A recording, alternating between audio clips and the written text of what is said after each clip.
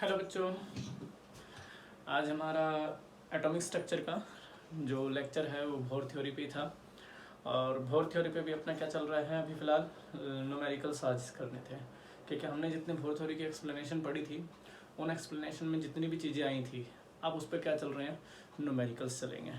और न्यूमेरिकल्स भी कैसे चलेंगे, क्योंकि बोर थ्योरी जनरली आपके पास दो चीज़ों को रिप्रेजेंट करती थी। जैसे हमने वहाँ जिक्र किया था कि रेडियस कैसे निकालेंगे, एनर्जी कैसे निकालेंगे, वेलोसिटी कैसे निकालेंगे, आपके पास जो ऑर्बिटल्स फ्रीक्वेंसी थी वो कैसे फाइंड आउट करेंगे, या टाइम पीरियड कैसे फाइंड आउट करोगे।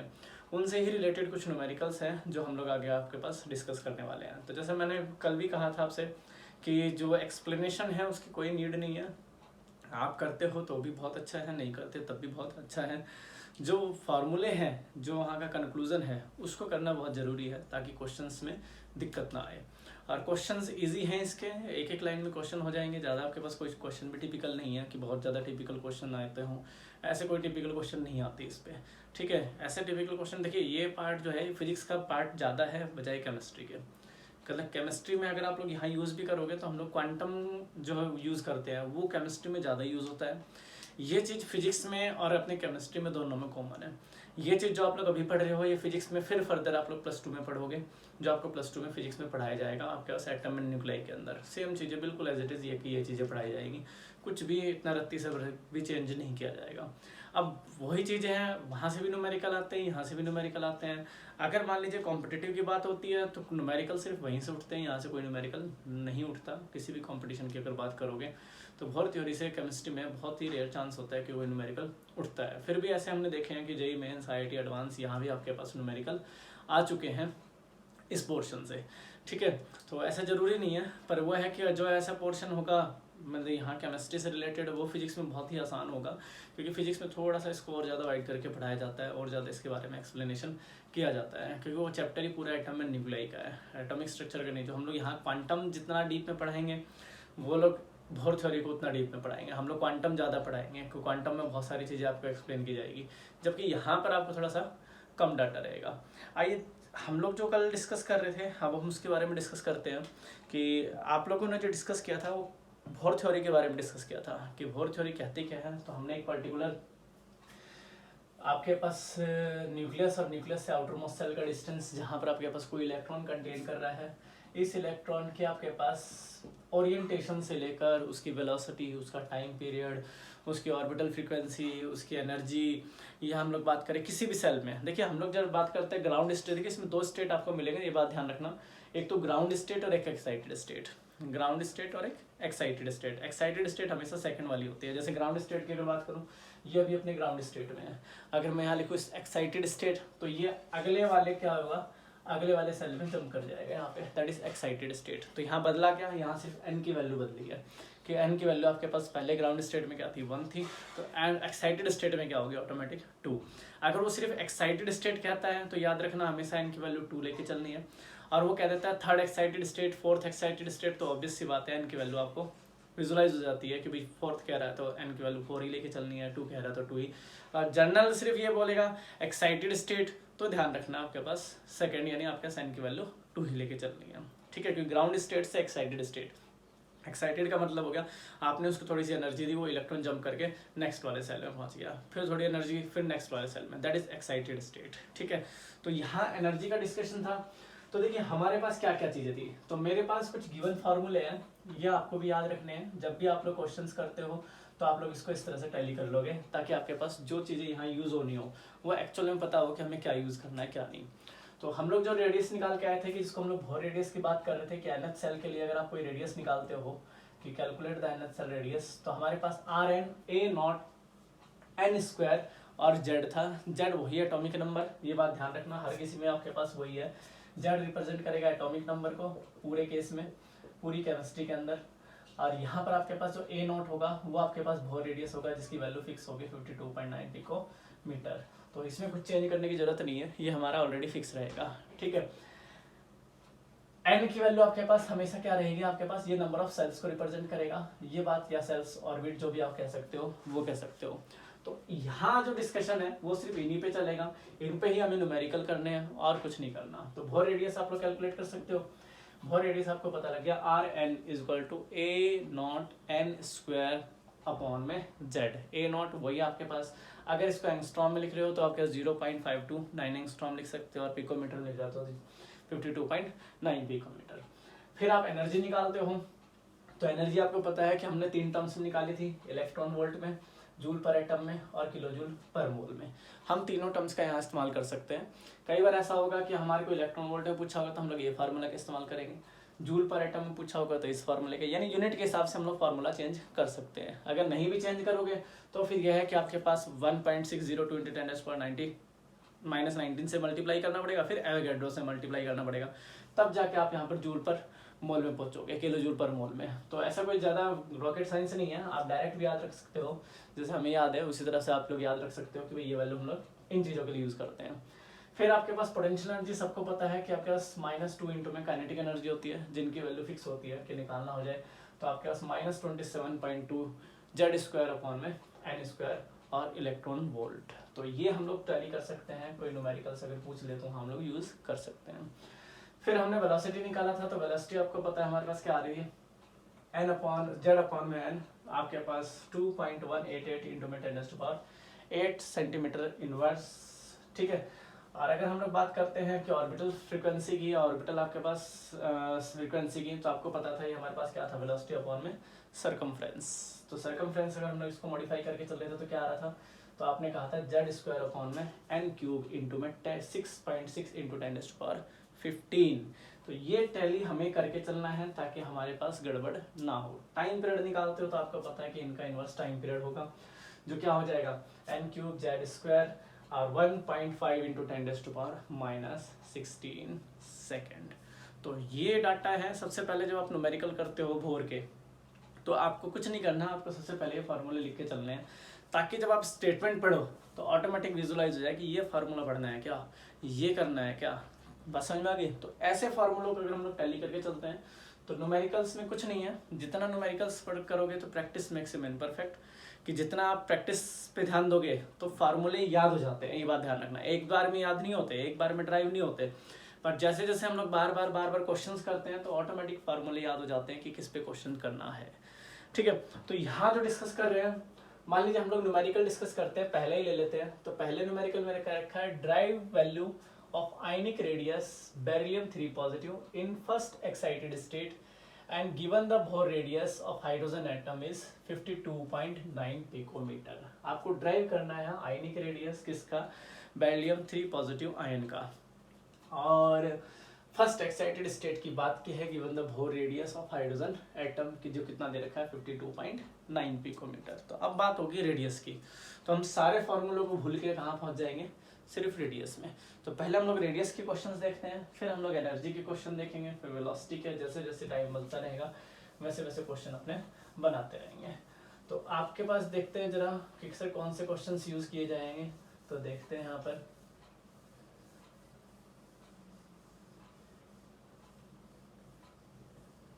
चलिए, हमारे पास एक न्यूमेरिकल है, ठीक है, और उसके अंदर टर्म्स दी गई है। ये आपके पास रेडियस हो गया, जिसको हम लोग nth सेल के लिए रेडियस की बात कर रहे थे। अब देखिए क्वेश्चन में क्या कहा है, क्वेश्चन में कहा है कि आपके पास ड्राइव द रेडियस, कि हमारे पास क्या करना है, drive the value of ionic radius beryllium positive first excited state की। तो आपको ये देखना है कि आपके पास Z की वैल्यू कितनी है और N की वैल्यू कितनी है और A0 कितना दिया हुआ है। तो अगर आप फर्स्ट एक्साइटेड स्टेट की बात करते हो तो एक्चुअल में आपके पास निकल जाएगा कि हमारे पास क्या लेना है। अगर हम लोग फर्स्ट एक्साइटेड स्टेट की बात करते हैं तो ये मेरे पास होगा Rn, यानी R एक्साइटेड स्टेट में n की वैल्यू कितनी ले लूँगा मैं, 2 लेके चलूँगा, तो ये हो जाएगा आपके पास AN² और Z। तो मेरे पास यहाँ पर कंडीशन है कि क्या है Z, तो Z आपको पता है बेरिलियम-3 पॉजिटिव के लिए मेरे पास Z कितना होगा, 4 होगा। और N की अगर बात कर रहे हैं तो आप बात कर रहे हो किसकी, फर्स्ट एक्साइटेड स्टेट की। तो फर्स्ट एक्साइटेड स्टेट में N की वैल्यू कितनी होनी चाहिए, 2 होनी चाहिए, ठीक है। A0 की वैल्यू आपके पास फिक्स है, कितनी होती है, तो कितना 52.9 पिकोमीटर, ये आपके पास फिक्स है। तो तीनों चीज़ें गिवन है, तो मैं आपके पास निकाल सकता हूँ कि सर अगर मेरे पास फर्स्ट एक्साइटेड स्टेट में रेडियस की बात कर रहा है, आयनिक रेडियस की, तो वो क्या होगी।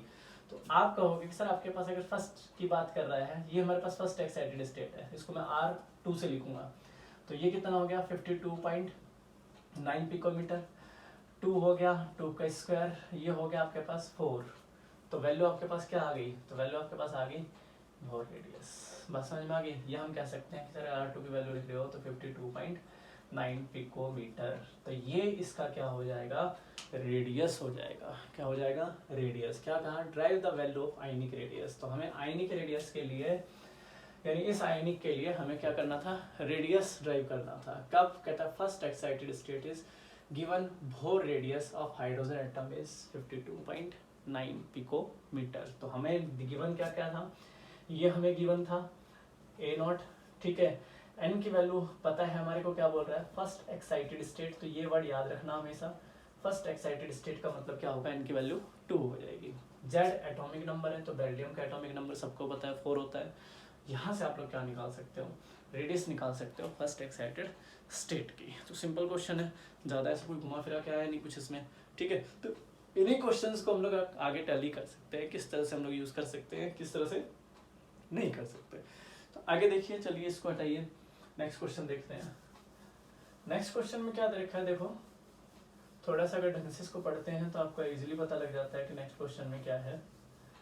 देखिए बच्चों, नेक्स्ट क्वेश्चन में क्या दे रखा है, कहता है कि which is the larger helium ion with an electron in n orbit with n is equal to 3 और lithium 2 positive ion with n electron in n orbit with कितना दे रखा है आपके पास, n इज इक्वल टू 5। तो हमारे पास पूछा है कि इन दोनों में से लार्जर रेडियस किसका है। क्या पूछा है कि दोनों में से बताना है। जब आपके पास ये यूज कर रहा है कि हीलियम आयन जिसके साथ कोई इलेक्ट्रॉन है, जहां ऑर्बिट आपके पास क्या दे रखा है, n की वैल्यू 3 दे रखा है।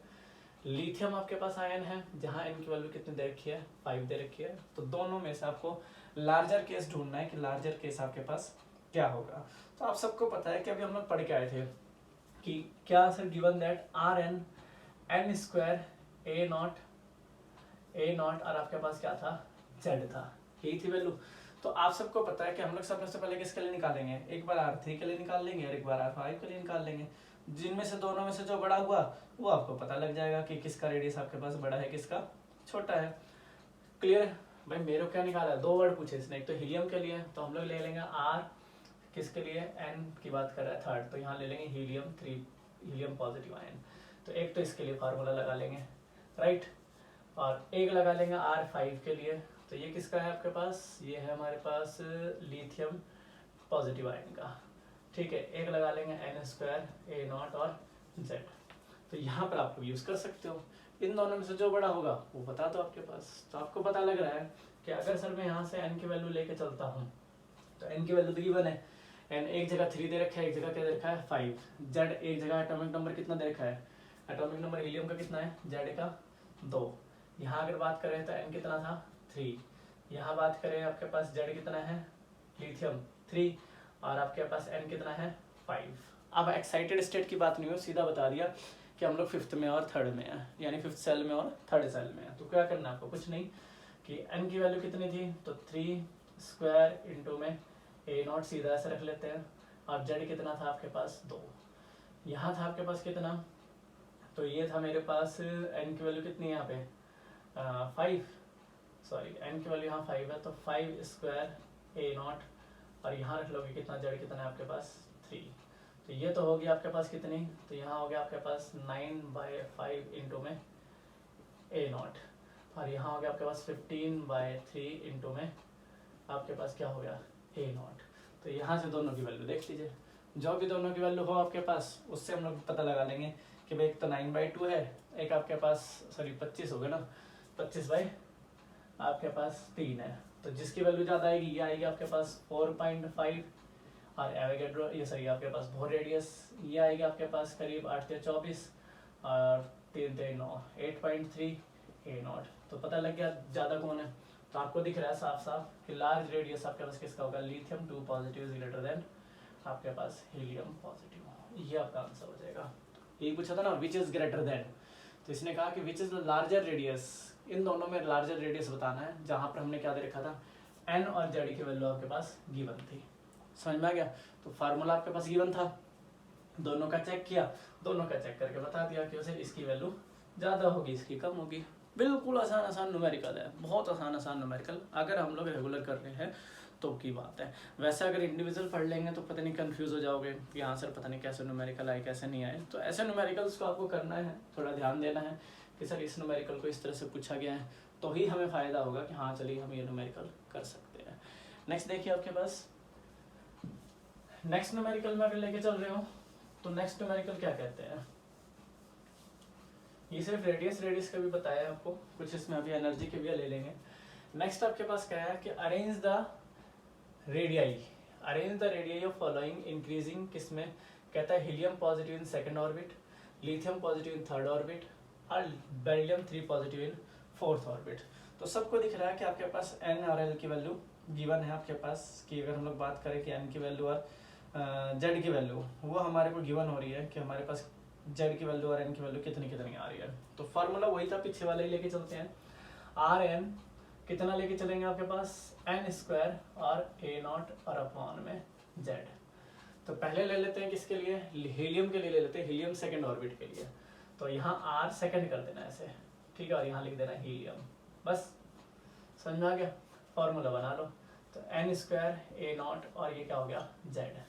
सबको पता लग गया हीलियम में जेड की वैल्यू कितनी होगी 2 और एन की वैल्यू कितनी दे रखी है 2, ठीक है, क्योंकि एन की भी कितनी बात कर रहा है सेकंड ऑर्बिट की, जेड की भी गिवन है।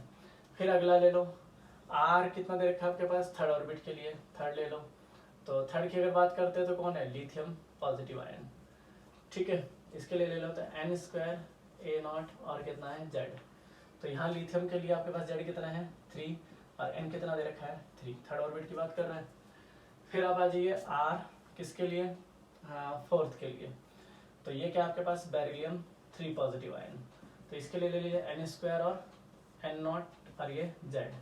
तो देखिए यहाँ पर जेड कितना है 4 और यहाँ पर आपके पास कितना है ये एन की वैल्यू कितनी दे रखी है 4। बस सॉल्व कर लीजिए और बता दीजिए कौन आपके पास किस तरह से उसको इंक्रीजिंग ऑर्डर में अरेंज करना है, सबसे बड़ा कौन होगा सबसे छोटा कौन होगा और उससे।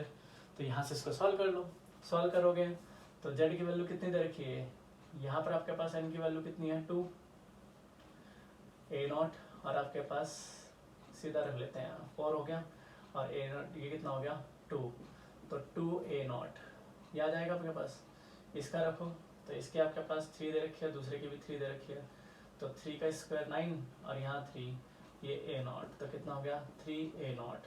ये देख लीजिए आपके पास 4 और 4 तो कितना आ जाएगा आपके पास 4 ए नॉट। तो पता लग गया, तो first is less than first is greater than second is greater than third, तो थर्ड आपके पास क्या हो गया सबसे ज़्यादा, सेकंड आपके पास सबसे कम, इंक्रीजिंग ऑर्डर में अरेंज कर लिया। रेडियस बिल्कुल सिंपल क्वेश्चन है, बहुत सिंपल क्वेश्चन है। हालांकि टीचर जैसे फिजिक्स में जाओगे तो इन क्वेश्चंस को कराते भी नहीं, बोल देंगे भी आप लोग तो पहले करके आए हो तो देख लेना, ठीक है, बट हमें क्या है कि छोटे छोटे क्वेश्चंस हैं, थोड़ा करेंगे तो ये फार्मूला याद हो जाएगा और तो कुछ क्या है, क्वेश्चंस इजी है, कर सकते हो। आगे देखिए नेक्स्ट अगर बात करते हो, अगर नेक्स्ट का हम लोग लेते हैं क्वेश्चन, तो नेक्स्ट आपके पास क्या क्वेश्चन है, देखो नेक्स्ट क्वेश्चन आपके पास कहता है कि सर अगर हम लोग यहाँ पे यूज़ करें, इसको हटा देते हैं सारे को ताकि थोड़ा सा देखने में दिक्कत ना हो।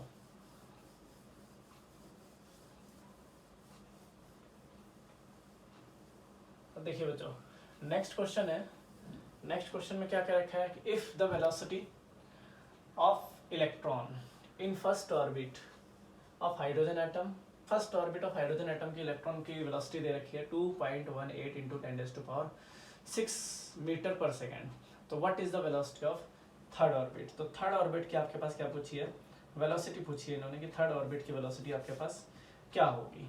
तो आपको पता है कि अगर हम लोग बात करें कि भाई हम लोग कहाँ से लेके आए थे, तो कहाँ से लेके आए थे, तो आप सबको पता है कि अगर हम लोग बात करें, इसने फर्स्ट ऑर्बिट की दे रखी है, ये कह रहा है कि ये 1 2 3, मान लीजिए हम लोग यहाँ पे है, फर्स्ट सेल की बात करते हैं, फर्स्ट सेकंड और थर्ड, तो ये कह रहा है कि जो फर्स्ट ऑर्बिट है ना उसकी तो एनर्जी, यहाँ पर जो इलेक्ट्रॉन है उसकी एनर्जी दे रखी है कितनी 2.18 इंटू 10⁻⁶ ये दे रखी है। तो कहता है थर्ड में जो इलेक्ट्रॉन है उसकी एनर्जी निकालिए। तो हमें रिलेशन ढूंढना पड़ेगा कि हम ऐसा कौन सा रिलेशन पढ़ के आए थे जिससे हम लोग वेलोसिटी फाइंड आउट कर रहे थे। तो देखिए हमने अगर कुछ रिलेशन किए थे तो मैं कुछ रिलेशन याद दिला देता हूँ। तो आप लोग पढ़ के आए थे कि सर अपने कौन से रिलेशन किस तरह से यहाँ से सॉल्व किया था। तो आपको याद होगा आप लोग एक रिलेशन पढ़ के आए थे, m v r is equal to n h upon में 2 पाई, याद है? M v r is equal to n h upon में 2 पाई। और यहाँ से हम लोग वेलोसिटी फाइंड आउट कर सकते थे कि वेलोसिटी यहाँ से आपके पास क्या आएगी। तो आप लोग अगर यहाँ से वेलोसिटी फाइंड आउट करो या आप लोग आर एन की वैल्यू यहाँ पर, तो आर एन की वैल्यू क्या थी आपके पास? तो आपने कहा था एन स्क्वायर ए नॉट और जेड, पुट कर दो यहाँ पे। तो एम वी आर क्या पुट करनी है? एन स्क्वायर ए नॉट, और आपने क्या पुट किया था? जेड। आप डायरेक्ट भी लिख सकते हो, वैसे मैं करके दिखा रहा हूँ ताकि थोड़ा सा आपको याद आ जाए कि हमने कहाँ पढ़ा था। ये हो गया मॉडिफिकेशन। बताइए अब हमें क्या चाहिए? हमें तो चाहिए वेलोसिटी सिर्फ। अब वेलोसिटी अगर हम लोग यहाँ से फाइंड आउट करते हैं या रिलेशन यहाँ से आपके पास मेजर करते हो, तो रिलेशन आपके पास यहाँ से क्या बनेगा? तो आपको पता है कि अगर हम लोग यहाँ से रिलेशन मेजर करते हैं तो आपके पास बनता है क्या कि यहाँ से बनेगा एम वी ए नॉट, ठीक है, और ये इक्वल हो जाएगा किसके? तो आपके पास m v a naught upon में जेड, ये इक्वल होगा आपके पास एच अपॉन में 2 पाई आर। एच अपॉन में आपके पास क्या हो जाएगा कि 2 पाई, आपके पास क्या लिखेंगे इसको, सॉरी आर की तो हम लोग वैल्यू रख रहे हैं, एन रख लेंगे, राइट। तो ये जो रिलेशन है ये आपके पास एक रिलेशन आपके पास, आपको पता था कि हम लोग कल ही पढ़ के आए थे कि अगर हम लोग बात करते हैं same species of different orbit की, तो आपने कहा था v is inversely proportional to n। ये बात आपको याद होगा, हमने वहाँ जिक्र करके आए थे, पीछे से कल ही जिक्र किया था कि जितना ज़्यादा आपके पास क्या होगा, नंबर ऑफ सेल होंगे, वेलोसिटी उतनी कम होगी। और वेलोसिटी अगर ज़्यादा है तो नंबर ऑफ सेल आपके पास क्या होंगे, कम होंगे। तो इससे हम लोग एक रिलेशन ड्राइव कर लेते हैं जहाँ से आपके पास पता हो जाएगा क्या कि थर्ड ऑर्बिट की बात कर रहे हैं ना, किसकी बात की है? फर्स्ट की और थर्ड की। तो क्या होगा आपके पास यहाँ से, तो v3 अपॉन में v1, ये मेजर कर लेना, हमेशा याद रहेगा आपके पास n3 अपॉन में n1। बस इस फॉर्मूले से हम लोग क्या ड्राइव कर लेंगे, इसको ड्राइव कर लेंगे।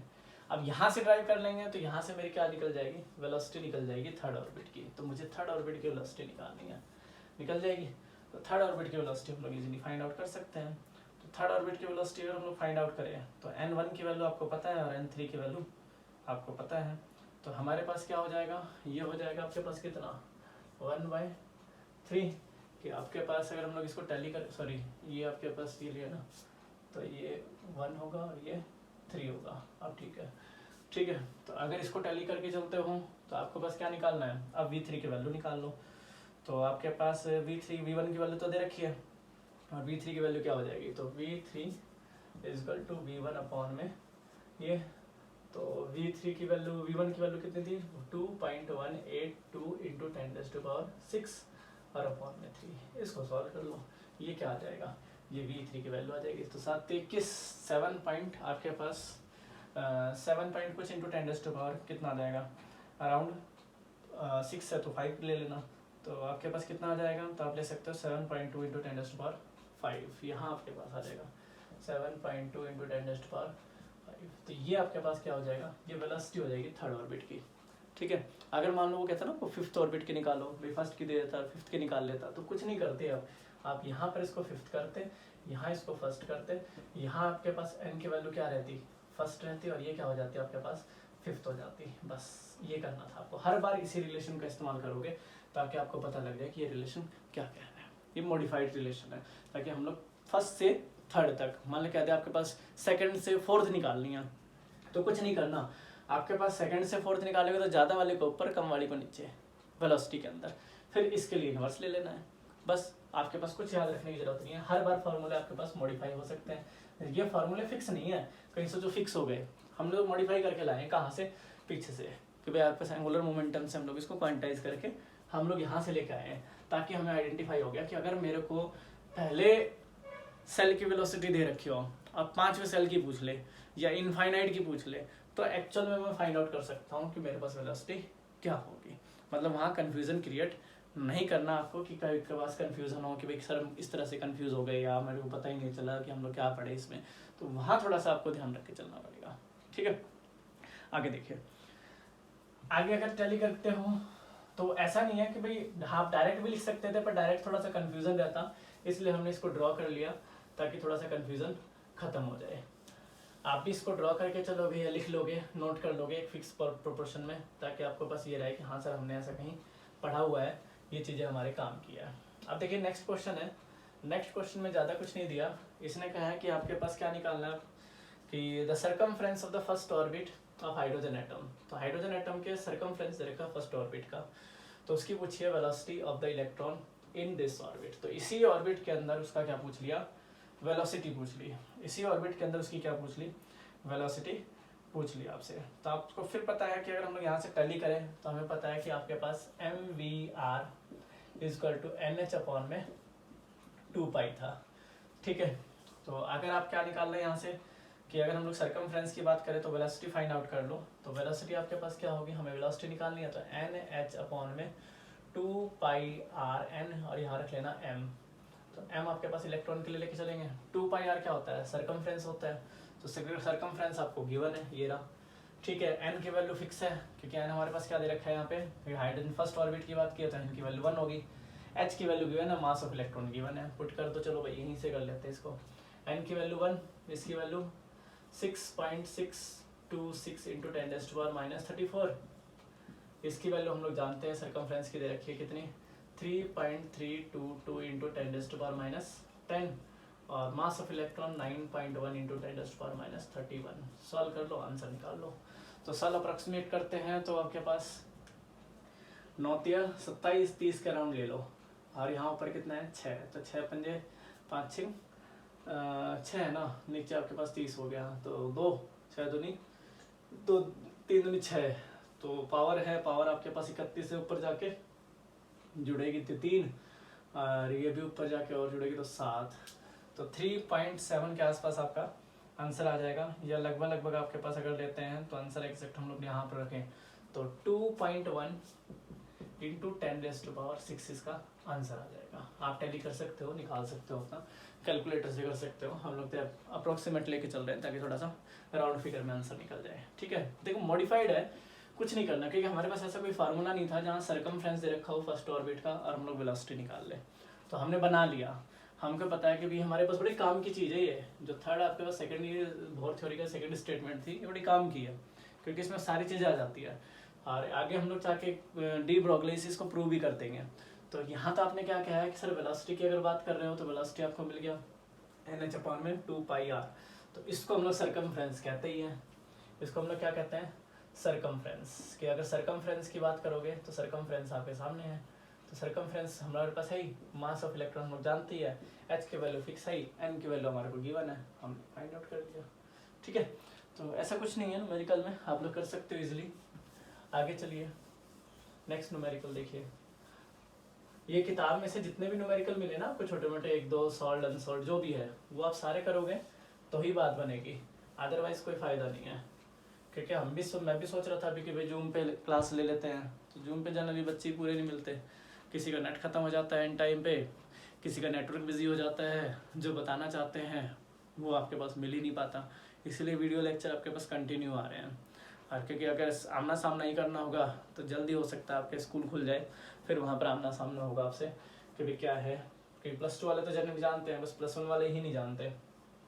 Energy of electron, next electron की बात करते हैं क्वेश्चन की। Energy of electron in hydrogen atom of group state कितना दे रखा है आपके पास, 13.6, and what is the energy of the first excited state in kilojoule पर मोल। फर्स्ट एनर्जी एक्साइटेड स्टेट की बात कर रहा है किलोजूल पर मोल। तो एनर्जी अगर हम लोग निकालते हैं एनर्जी सेल के लिए तो -1312 अपॉन में क्या लिखा था n² और z², तो ये हम लोग लेके चल रहे थे, इससे आप लोग फाइंड आउट कर सकते हो एनर्जी।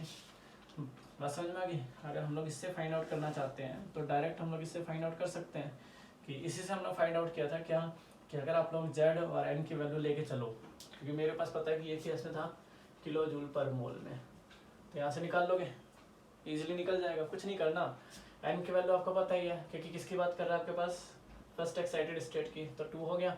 और z कितना दे रखा है हाइड्रोजन लाइक पार्टिकल के लिए 1, कुछ नहीं, n इक्वल टू यानी आपके पास ये -1312 अपॉन में n कितना है 2, 4 इंटू में 1, सॉल्व कर लो।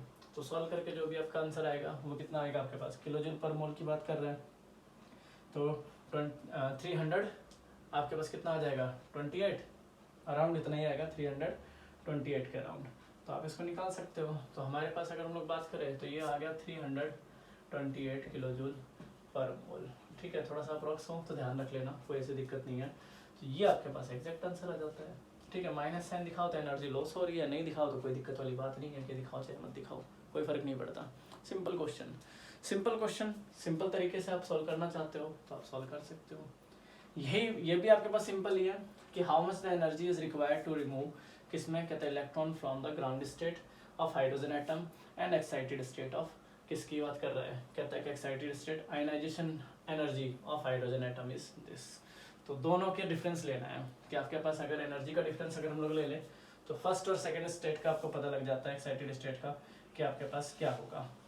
कि फर्स्ट और सेकंड एक्साइटेड स्टेट की बात करोगे तो हम लोग यहाँ से फाइंड आउट कर सकते हैं, क्योंकि मुझे पता है कि NH सेल के लिए एनर्जी कैसे निकालते हैं इलेक्ट्रॉन वोल्ट के अंदर। तो इलेक्ट्रॉन वोल्ट का क्या था -13.6, वही n² और z²। तो एक आपके पास एक्साइटेड स्टेट के लिए एक ग्राउंड स्टेट के लिए, दोनों के लिए निकाल लो आप लोग। कि एक आपके पास फर्स्ट के लिए निकालोगे जो गिवन है, और एक्साइटेड स्टेट का आपको पता ही है कि एक्साइटेड स्टेट के लिए हमारे पास क्या होगा। तो फर्स्ट स्टेट के लिए कितना दे रखा है -13.6 इलेक्ट्रॉन वोल्ट, सेकंड के लिए आप लोग निकाल लो। तो -13.6 n की वैल्यू कितनी हो जाएगी 2, तो 4 सॉल्व कर लो, 4 × 12 और 4 × 16, इसको माइनस कर लो। तो आपके पास क्या हो जाएगा, अगर मेरे को एनर्जी फाइंड आउट करनी है तो E2 - E1 यहाँ से निकाल लो आपके पास वैल्यू। तो ये मेरे पास डेल्टा E है, क्या हो जाएगी E2 - E1, यहाँ से सॉल्व कर लो इसको। तो E2 - E1, E2 की वैल्यू आपको गिवन है -13 फिर -13.6, तो 10.2 आपके पास आ जाएगा इलेक्ट्रॉन वोल्ट। सिंपल, ठीक है। तो ये आप लोग फाइंड आउट कर सकते हो। हाँ, ऐसे क्वेश्चंस हमारे को ज़्यादा मिलेंगे। इन क्वेश्चंस को करने के बाद आप लोग थोड़ा सा आगे बढ़ते हो तो हम लोग फिर पहुंच जाएंगे हाइड्रोजन स्पेक्ट्रम के अंदर, कि हाइड्रोजन स्पेक्ट्रम एक्चुअल में क्या कहता है, किस तरह से उसको एनालाइज करना है, वहाँ पर हम लोग आगे फिर डिस्कस करते हैं। तो ऐसे क्वेश्चंस को आप लोग करेंगे पहले, ठीक है, एक्सरसाइज के क्वेश्चन करोगे, उसके बाद फिर हम लोग आगे नेक्स्ट लेक्चर में मिलते हैं। ठीक है, थैंक यू सो मच।